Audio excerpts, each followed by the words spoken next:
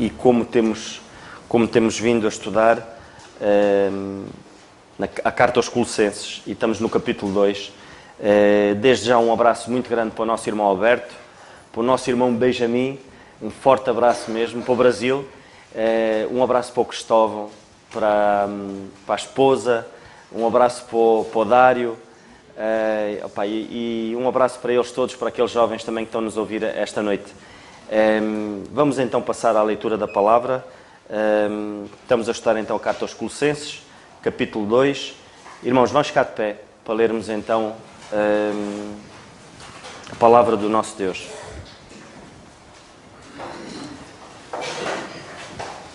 Porque quero que saibais quão grande combate tenho por vós, e pelos que estão em Laodiceia, e por quantos não viram o meu rosto em carne, para que os seus corações sejam consolados e estejam unidos em amor, e enriquecidos da plenitude da inteligência, para o conhecimento do mistério de Deus, Cristo, em quem estão escondidos todos os tesouros da sabedoria e da ciência.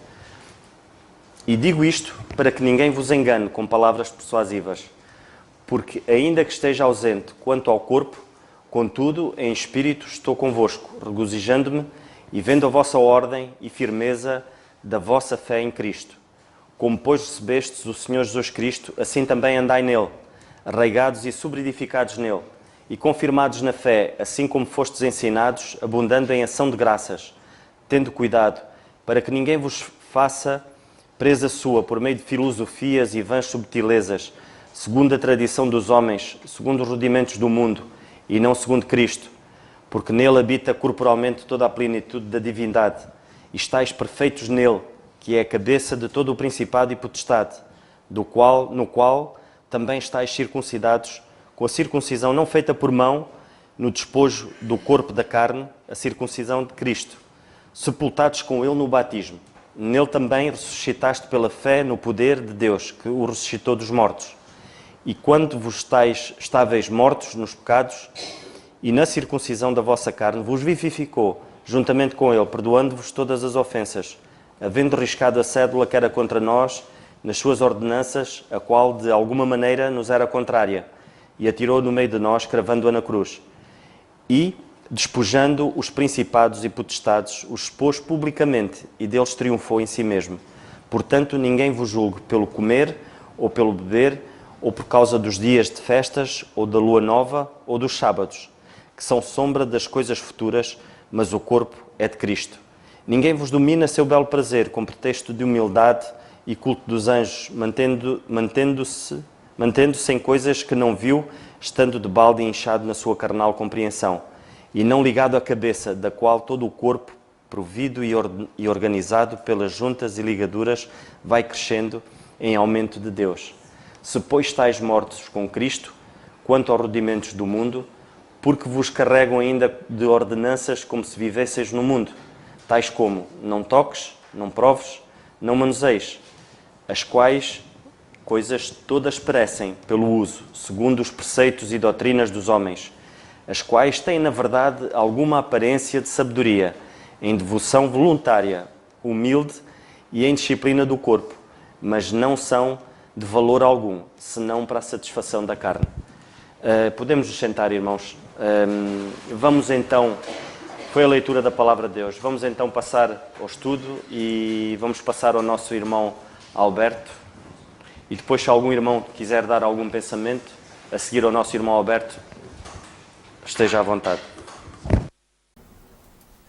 Graças a Deus por mais esse estudo bíblico e por cada irmão que se interessa em adorar ao Senhor através das Escrituras.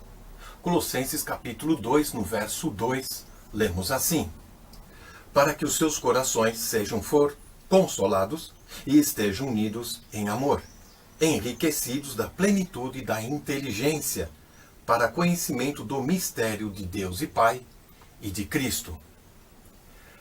Quero agradecer aos irmãos pelo privilégio de ter participado do EJC, que hoje completa um mês que se realizou, e como foi uma bênção, como eu aprendi muito com cada um de vocês, e vi como são valentes os irmãos que atuam naquele acampamento, e principalmente aqueles que estão na retaguarda orando.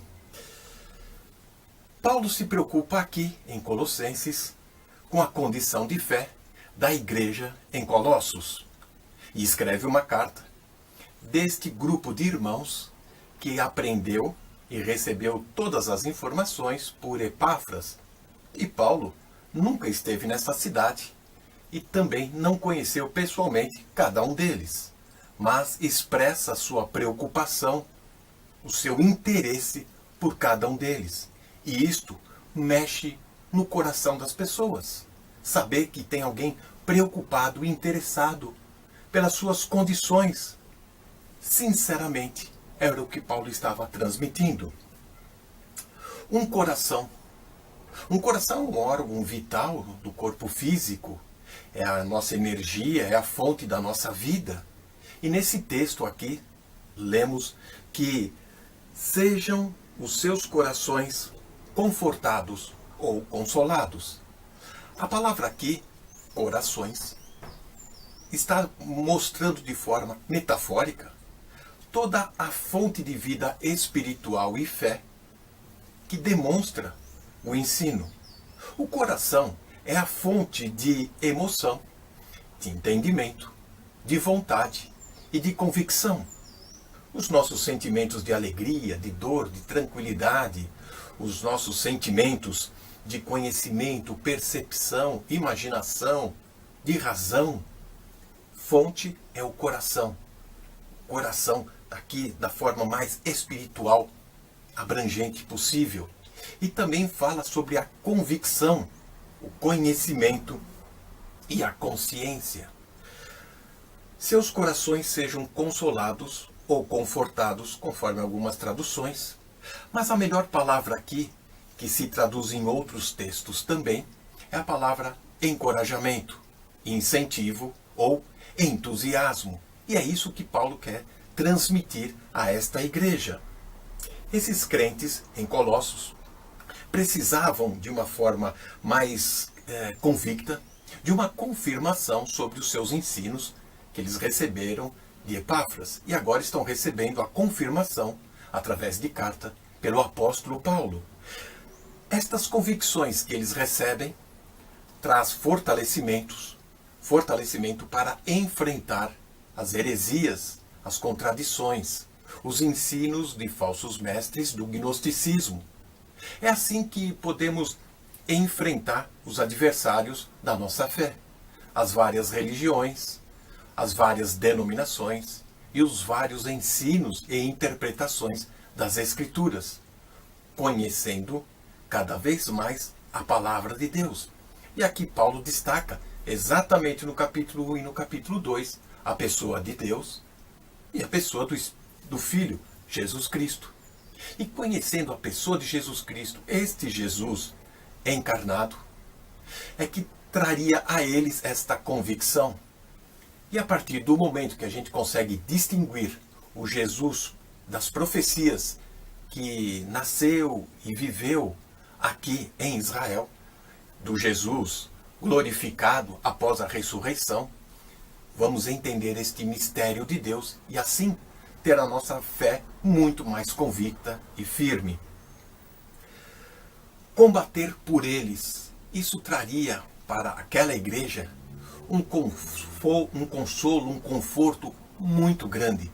Saber que agora não era apenas pelo ensino de Epáfras, mas também pelas confirmações do apóstolo Paulo. E aqui fica uma observação. A igreja em Colossos não tinha a Bíblia como nós temos hoje, com todos os livros do Antigo e do Novo Testamento. Eles tinham apenas a carta que Paulo escrevera e que estava circulando agora entre as cidades de Laodiceia, Hierápolis, e outras cartas iriam ainda circular naquela região. Com pouca informação, eles tinham uma fé firme, convicta, ousada. Hoje nós temos a palavra toda e devemos responder qual a razão da nossa esperança, conforme 1 Pedro 3, no verso 15. Hoje, nós lemos que em João 14, 26, esta mesma palavra, consolação, conforto, incentivo e entusiasmo, falando da pessoa do Espírito Santo, E o Espírito Santo hoje atua através das Escrituras. Esta é a obra do Espírito Santo, trazendo através das Escrituras consolo, conforto e incentivo ao nosso coração.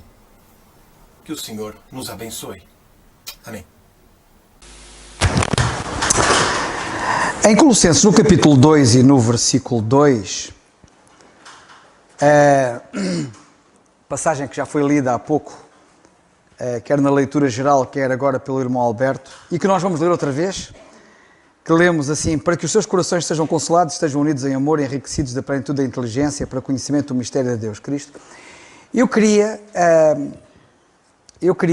pegar nas últimas palavras do nosso irmão Alberto, quando ele faz referência a um pormenor importante, que é o facto de a Bíblia que estes crentes tinham ser uma Bíblia mais pequena.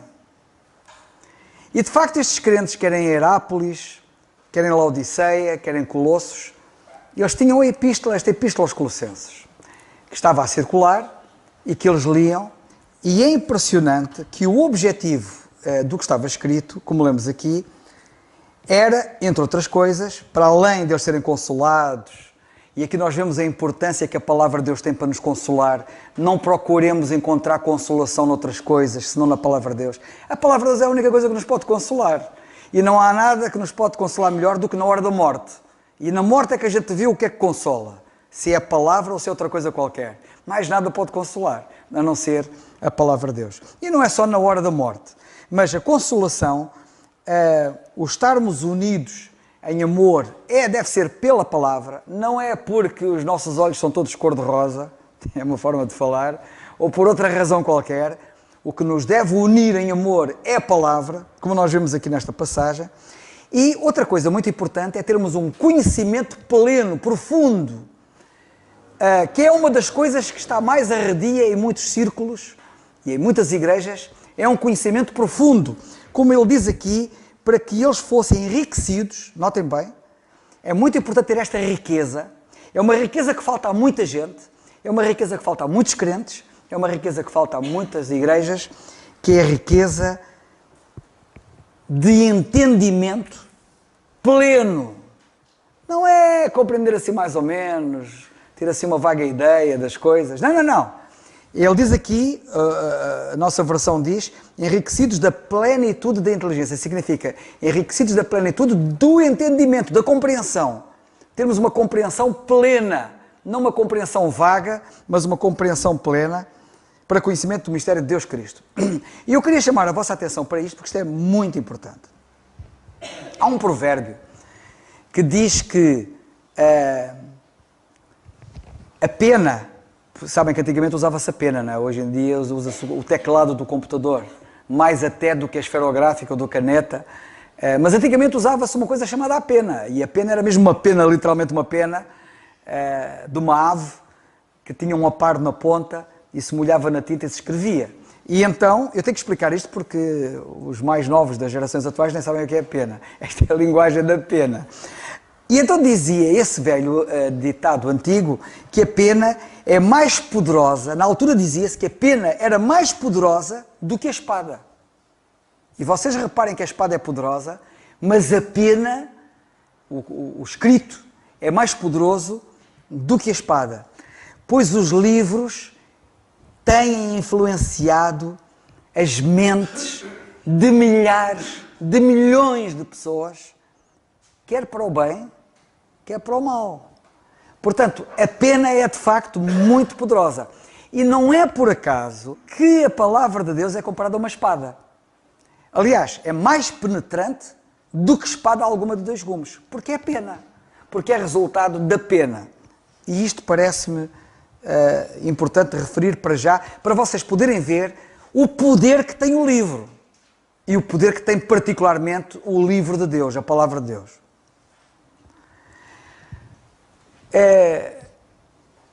Sabem que quem conhece história e se debruça sobre a história, falava muito aqui há uns anos atrás, a realidade hoje já não é muito igual, e eu já vou passar a explicar porquê, mas aqui há uns anos atrás a realidade entre a América do Norte e a América do Sul era... A diferença entre a América do Norte e a América do Sul é abismal. E a diferença entre a América do Sul e a América do Norte era devido ao facto de que os da América do Norte tinham a Bíblia na mão e a oração no coração. Enquanto que as pessoas da América do Sul tinham o crucifixo numa mão e a espada na outra. E a diferença foi apenas entre o que é a América do Norte e o progresso da América do Norte e a que ponto chegou a América do Norte e o atraso da América do Sul. E eu digo, infelizmente, hoje em dia, as coisas estão-se a inverter. Sabem porquê? Porque a América do Norte parece que deixou de ter a Bíblia numa mão. E a América está-se a afundar, a América do Norte. E por outro lado, está-se a verificar que os da América do Sul estão-se a agarrar muito à palavra. E isto vai fazer uma diferença entre... O risco de as coisas se inverterem é muito grande, por causa da atitude para com a palavra de Deus. Não é por acaso também que os países nórdicos da Europa sempre foram mais avançados que os países do Sul. Porque os países do Sul são idólatras, não é? É a semelhança da América do Sul antigamente, que é os países do crucifixo, não é? E da espada.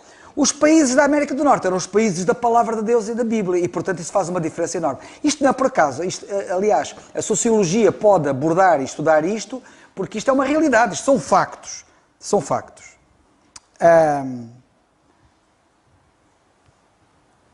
Nós temos duas personagens na Bíblia que são dignas de ser analisadas e deviam ser analisadas com alguma profundidade.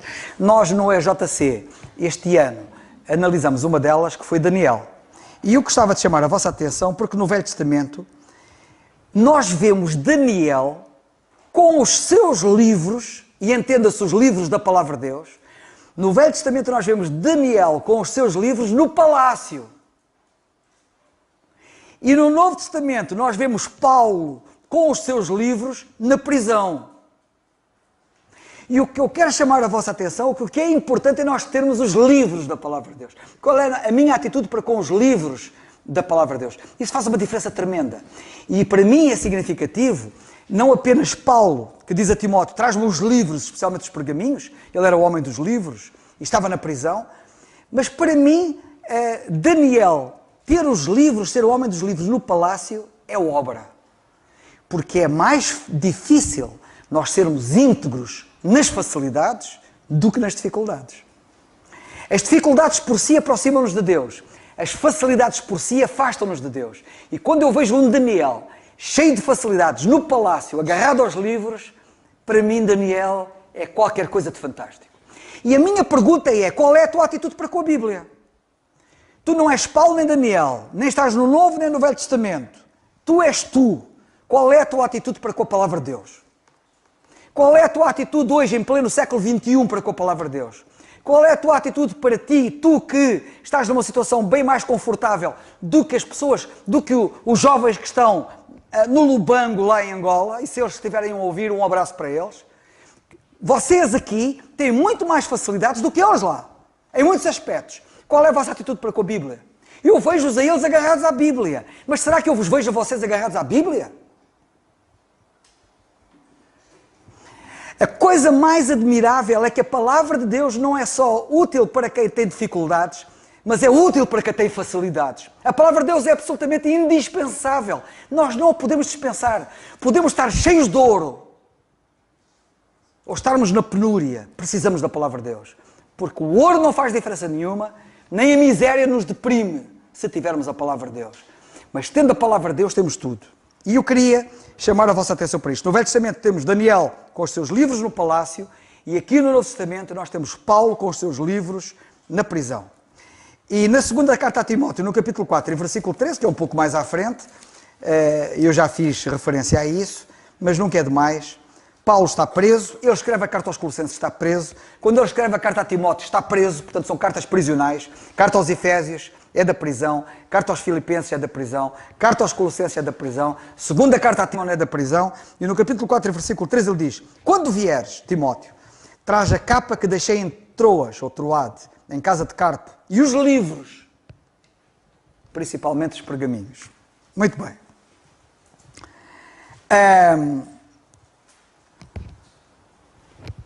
O nosso irmão Alberto há bocado disse assim, a Bíblia que aqueles crentes tinham ali em Colossos era bem mais pequena do que a nossa. E ele falou da carta aos Colossenses, praticamente, que eles tinham e que andava ali a circular. Mas deixai-me dizer que a Bíblia de Daniel era bem mais pequena do que a nossa.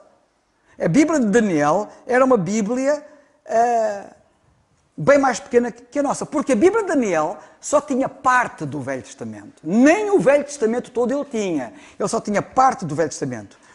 Ele tinha os livros de Moisés. E eu queria que vocês lessem em Daniel no capítulo 9. Vamos a Daniel 9. É importante nós irmos a Daniel 9. Porque é importante para nós tirarmos o máximo proveito da palavra de Deus, compararmos a palavra de Deus com a palavra de Deus. E neste caso compararmos Daniel com Paulo. Compararmos dois homens dos livros, um na prisão e outro no palácio. Em Daniel no capítulo 9 nós lemos assim, no versículo 13. Aliás, ele no capítulo 9, logo no princípio, ele diz assim, lemos assim, versículo 1. No ano primeiro de Dário, filho de Assuero, Dário, se estás a ouvir a gente, um abraço para ti, porque nós temos o nosso Dário, está lá em Luanda. No ano primeiro de Dário, filho de Assuero, da nação dos Medos, o qual foi constituído rei sobre o reino dos caldeus. No ano primeiro, versículo 2, do seu reinado, eu, Daniel, entendi pelos livros. Tomem bem, fixem, sublinhem. Entendi pelos livros. E outra coisa que eu quero chamar a vossa atenção já aqui. Entendi. Percebem? Paulo a falar. Este livro que vai ser lido, esta carta que vai ser lida em Hierápolis, e em Laodiceia, em Colossos, essa carta que vai andar, o objetivo dela é para que a vossa inteligência espiritual, para que o vosso entendimento seja pleno. E Daniel também tem os livros. Olha o que é que ele tira, o partido que ele tira dos livros é entender. Quando o eunuco vinha de adorar em Jerusalém e ia no deserto, naquela carruagem, e o Espírito disse a Filipe, Filipe, chega-te àquele carro. E o Filipe chegou-se àquele carro. E lemos na Bíblia que o eunuco estava a ler a Bíblia. E o Filipe chegou ao pé dele e disse assim, entendes tu o que lês? Esta é a pergunta que eu quero fazer a cada um de vocês. Quando vocês leem a Bíblia, vocês entendem o que leem? Uma das grandes dificuldades de muitos crentes é que eles não entendem o que leem. E depois espanta-me como é que alguns não entendem o que leem e não vêm ao estudo bíblico para aprender. Não vêm. Eles, como é que pensam que vou aprender? Sem estudo? Deus deu os dons à igreja para quê? Não foi para nos ensinar? Não foi para nós aprendermos? Não é para nós sermos edificados? Eu não entendo como é que alguns não passam da cepa torta. Queixam-se muitas vezes. Eu leio, mas não entendo. Também não fazem pela vida. Eles estão cá? Não estão. Deviam estar. Os que não estão, claro, vocês estão. Vocês escolheram a boa parte. A melhor parte. Bem, mas continuando. Portanto, ele diz, eu entendi pelos livros. Os livros visam entendimento. E entendimento pleno, como lemos na carta aos Colossenses que estamos a estudar. Depois ele diz, entendi pelos livros, que o número de anos de que falou o Senhor ao profeta Jeremias, um dos livros que ele lia, era o livro do profeta Jeremias. Estudar o livro do profeta Jeremias. Eu gostava de fazer uma pergunta. Vocês já leram o livro do profeta Jeremias? E já estudaram o livro do profeta Jeremias? Vocês não me digam que o Daniel estudou o livro do profeta Jeremias e entendeu o que leu, e vocês não. O que é que se passa convosco? Nós estamos aqui... É importante estarmos aqui para percebermos bem a distância tão grande a que nós estamos de onde devemos estar. Como é que um homem que viveu há séculos atrás atingiu este patamar e nós estamos tão aquém? Isto é motivo para nós refletirmos. E depois, lemos por aqui abaixo, e eu gostava que vocês reparassem, antes de eu vos ler o versículo que eu quero ler, eu quero que vocês notem o seguinte.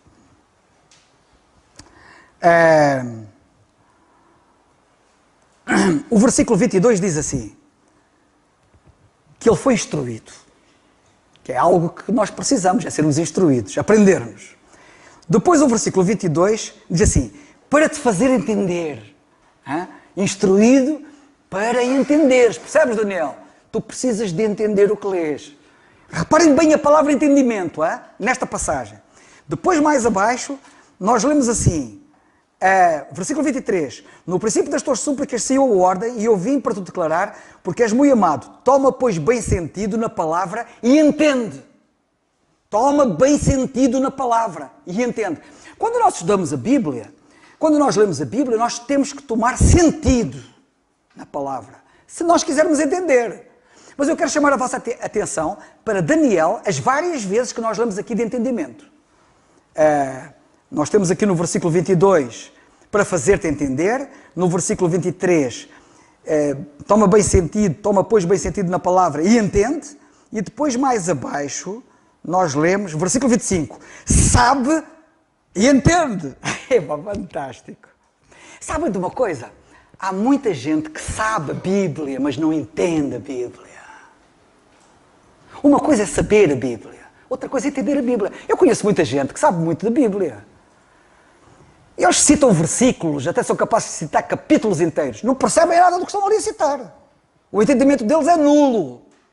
É importante saber a Bíblia, sem dúvida. No domingo passado, a folha que nós tínhamos aqui, que foi distribuída aos irmãos aqui na igreja, aos domingos, a folha, logo o primeiro artigo é a importância da memorização das Escrituras. Saber a Bíblia é muito importante, mas entender a Bíblia também é muito importante. Saber só, sem entender, não adianta muito. Eu, portanto, queria chamar a vossa atenção para isto. E então, o que eu queria que vocês reparassem é o versículo 13, que diz assim. Qual era a Bíblia de Daniel? Versículo 13. Como está escrito na lei de Moisés. Ele entendeu pelo livro do profeta Jeremias, e ele agora diz, como está escrito na lei de Moisés. Uma das coisas que ele tinha era a lei de Moisés. Os escritos de Moisés. Ele está aqui a orar, e está a falar da lei de Moisés, do que estava escrito na lei de Moisés. Irmãos, uma coisa muito importante. Reparem que Daniel não lia apenas Jeremias. Ele também lia a lei de Moisés. O que é que tu lês na Bíblia? Só lês a carta aos Colossenses, à quarta-feira? Não lês o livro de Gênesis? Não lês o livro de Êxodo? Não lês o livro de Apocalipse? Não lês todos os livros da Bíblia? Toda a Escritura é divinamente inspirada. E eu às vezes fico zangado, é o termo, quando me dizem que eu mutilo a Bíblia e que para mim é só as epístolas de Paulo. Quem fala assim é mesmo por maldade, porque não me conhece. Nós defendemos a Bíblia toda, tal como o apóstolo Paulo. Toda a Escritura é divinamente inspirada, mas tal como o apóstolo Paulo também fazemos aquilo que ele diz. O obreiro que não tem que se envergonhar maneja bem a palavra da verdade. E sabe o que é para a Igreja o corpo de Cristo e o que é que não é para a Igreja o corpo de Cristo. E temos que manejar bem, porque quem não maneja bem vai ter problemas. Não é? Ainda há dias o irmão Alberto falava de alguém, lá no Brasil, irmão Alberto, um abraço para si, falava de alguém lá no Brasil que procurava dizer que o abster de sangue, etc., que não é para hoje, que hoje também nós devemos nos abster de sangue, porque essa verdade do passado ainda hoje permanece no presente. É só quem maneja mal a Bíblia que pode dizer uma coisa destas. Porque o apóstolo Paulo diz que não há nada que rejeitar hoje em dia, desde que seja recebido com ação de graças. Primeira carta a Timóteo, capítulo 4, os primeiros versículos. Ele diz que agora toda a criatura de Deus é boa e não há nada que rejeitar, desde que seja recebido com ações de graças. Bem, se quiseres comer cobras, lagartos, caracóis, podes comer, desde que gostes e que não te faça mal, compreendes? Agora, toda a criatura de Deus é boa e não há nada que rejeitar. E, portanto, eu quero chamar a vossa atenção para isto, porque há muitos grupos religiosos que proíbem os seus seguidores de comerem certas comidas. Não podem comer carne de porco, não podem comer carne de coelho, não podem comer isto, não podem comer aquilo. Isso foi assim no passado? Foi. É assim no presente? Não. Na dispensação da graça de Deus, isso não é assim. Primeira carta a Timóteo, capítulo 4, o apóstolo Paulo mostra claramente como é que é a dieta hoje em dia. Já houve tempo em que era bíblico só comer comida vegetariana. No Jardim do Éden, eles eram vegetarianos. Depois do Éden, começou a entrar a alimentação de animais. E passaram, portanto, a ser carnívoros, além de vegetarianos. Depois Deus deu uma dieta e disse, olha, há certos animais que não podes comer. Levítico, capítulo 11, fala acerca disso. E, atualmente, nós podemos comer de tudo. Não vou agora estar a explicar isso tudo, mas isto é muito importante perceber isto. Mas, portanto, o que é que estamos a ler da Bíblia? Nós temos que ser os homens do livro. Nós temos que ser os homens e as mulheres do livro. Todo o livro. Precisamos de conhecer o livro todo, pela graça de Deus. E entender, que é muito importante.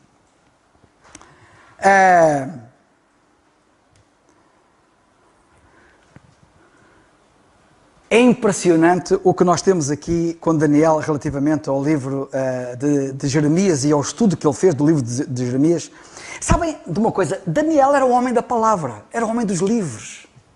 Entendi pelos livros. Ele, para entender pelos livros, ele teve que ler os livros. Tu lês a Bíblia. Ele teve que conhecer os livros. Tu conheces a Bíblia, os livros da Bíblia. E depois, sabem de uma coisa? Há quem diga, isto vale o que vale, pode ser verdade ou pode não ser, mas há muitos que pensam que Daniel terá sido o autor do célebre Salmo 119. Sabem que o Salmo 119 é o capítulo mais comprido da Bíblia. O tema do Salmo 119 é a Bíblia.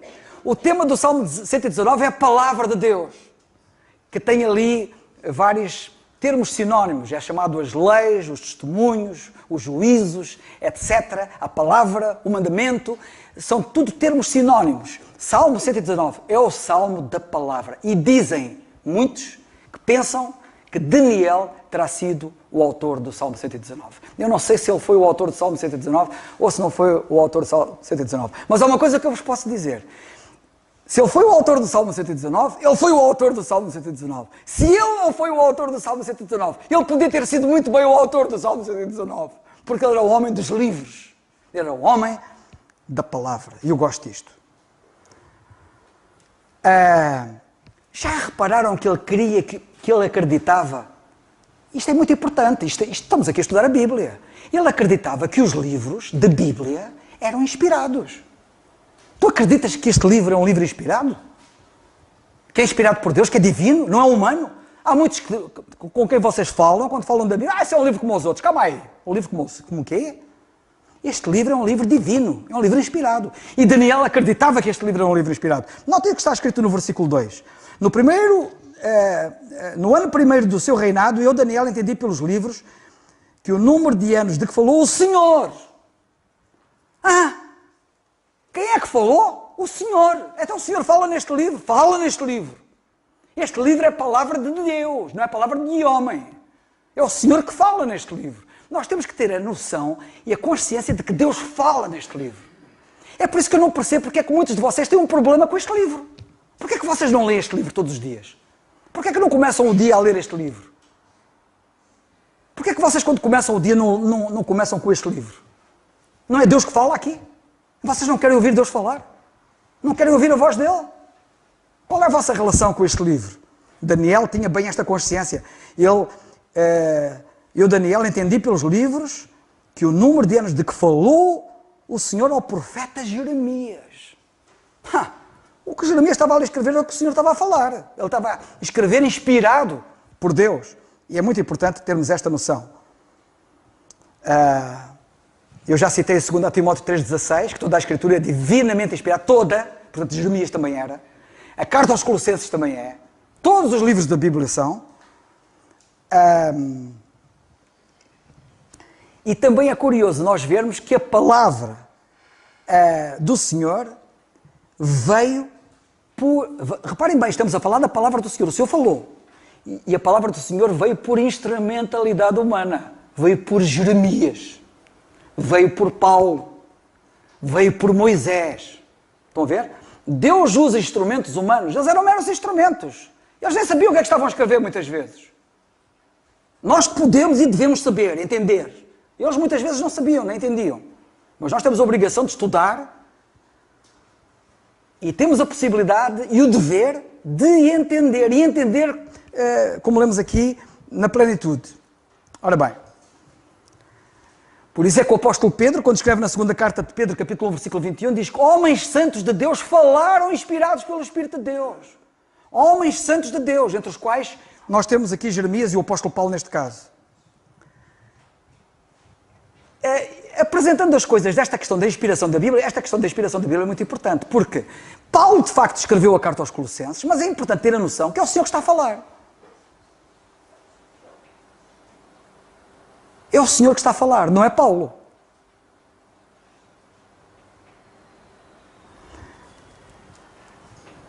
Quando o apóstolo escreve aos Coríntios, sabem o que é que ele diz a uma certa altura na carta aos Coríntios? Na segunda carta, acho que é no capítulo 13, que é no fim da carta. E acho que é no versículo 8, se não estou em erro, mas se não for, salvaguardo a minha possibilidade de engano. Mas sabem o que é que ele diz? Vocês, Coríntios, querem uma prova de Cristo que fala em mim. Quem falava nele era Cristo. E eles queriam uma prova de que Cristo mesmo falava nele, que não era ele, que não era da ideia dele, que não era da cabeça dele, que era mesmo Cristo a falar. Homens santos de Deus falaram inspirados pelo Espírito de Deus. Esta ilustração talvez possa nos ajudar. Esta não é uma ilustração bíblica, mas que eu queria que vocês reparassem. Deus não fez o homem do pó da terra. Deus pegou no pó, nós lemos no livro de Gênesis, e do pó da terra Deus fez o homem. Mas quando Deus fez o homem do pó da terra, o homem era só apenas uma forma. Apenas tinha forma de homem. Sabem o que é que fez a diferença? Foi quando o Senhor soprou nos narizes dele o seu espírito e a vida entrou naquele homem. Senão era apenas uma carcaça que estava ali, era uma múmia, uma mera carcaça, quando Deus fez o homem do pó da terra. Sabem o que é que acontece com este livro? Este livro que está aqui, que tem capas pretas, e tem letras e folhas, seria um mero livro como os outros, se o Espírito de Deus não tivesse soprado aqui. E quando o Espírito de Deus sopra aqui, faz a diferença de todos os outros livros. Como aquele boneco de barro passou a ser diferente quando Deus soprou nele e deixou de ser um mero boneco. E eu queria que vocês pensassem nisto, porque é muito importante.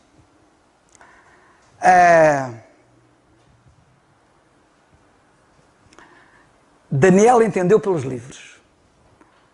Evidentemente nós temos aqui uma grande lição, que é uma coisa que é ensinado na Bíblia noutros sítios, que é comparando Escritura com Escritura. Sabem como é que se estuda a Bíblia? É comparando Escritura com Escritura. É exatamente pegar em Paulo e pegar em Daniel. Pegar neste homem dos livros e no outro homem dos livros. Um no palácio e outro na prisão. E comparando Escritura com Escritura é que nós estudamos a Bíblia. Daniel entendeu pelos livros. Não foi pelo livro. Pelos livros. Porque ele pegava num e pegava no outro. Pegava em Jeremias, pegava nos livros de Moisés. E comparava certamente Escritura com Escritura, que é o que nós devemos fazer. O pensamento final que eu quero dar é este. Se Daniel e o apóstolo Paulo e os crentes em Colossos chegaram ao patamar a que chegaram, e que patamar de entendimento da Bíblia, tendo uma Bíblia tão pequena, o que é esperado de nós? O que é esperado de nós com esta Bíblia tão grande? E tenho que ter o conhecimento, que Deus me ajude, que Deus nos abençoe.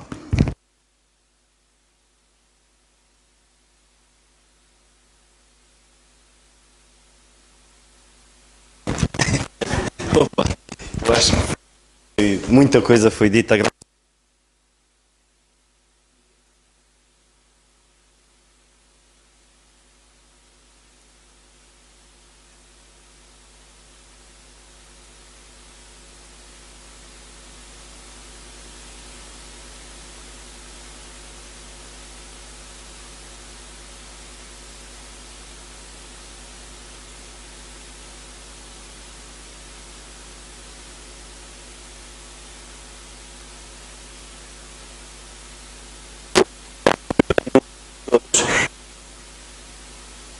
Logo assim, na plenitude, e a palavra de Deus diz, na mesma carta aos Colossenses, que o Senhor Jesus Cristo é a plenitude. Ou seja, em amor, estáis unidos em amor em Cristo. Ou seja, a palavra de Deus é que nos une. Qual é a grande diferença num ninho? Num ninho de águia, onde tem várias...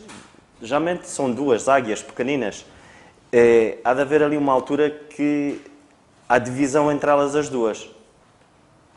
É o ninho em si, é a águia que as alimenta, Não. É que uma alimenta-se e a outra não se alimenta. E infelizmente hoje é assim, se nós nos alimentarmos da palavra de Deus, quem não se alimenta acaba por se afastar. Infelizmente, esse é o grande problema. Não é a palavra de Deus que divide ninguém. Pelo contrário, a palavra de Deus une.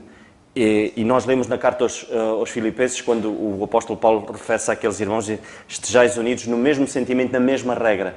Ou seja, o mesmo sentimento em Cristo, usando a mesma regra e estando unidos em amor, que é no Senhor Jesus Cristo, isso é que nos une. Não é aquilo que o meu afeto uns pelos outros.